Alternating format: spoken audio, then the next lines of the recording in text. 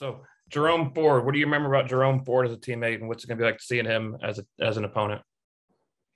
Uh, Jerome, he's one of those guys who, he works his butt off, fast guy, physical guy, know how to finish his plays well. So it's exciting, be able to play against Jerome on the other side of the ball on, one of these biggest stages. And, I'm excited to see, how he handles that, with, being in another program and, me being in the same program that he started in.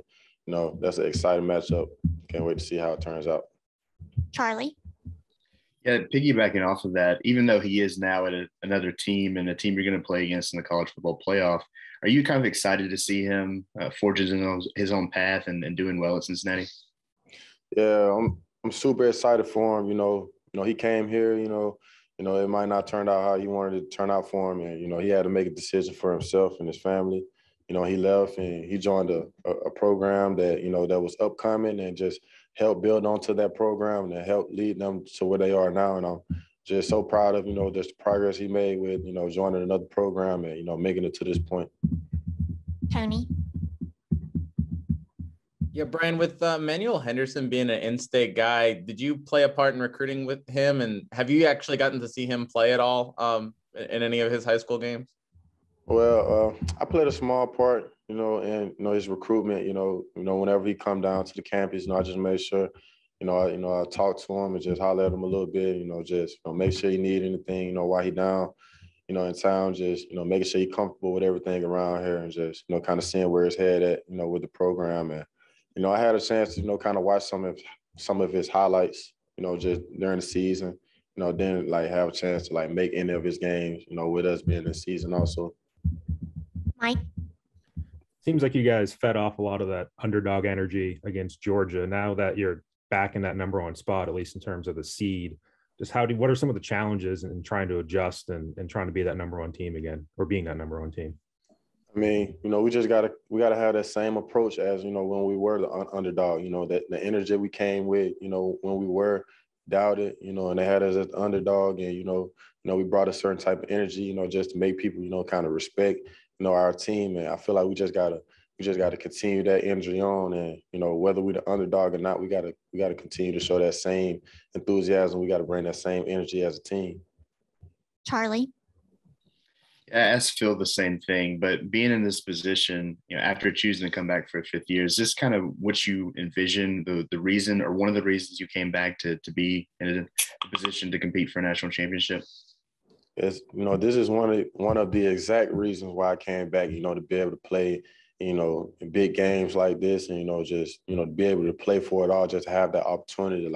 There's, a lot of, the reason why I came back just for opportunities like this. Michael?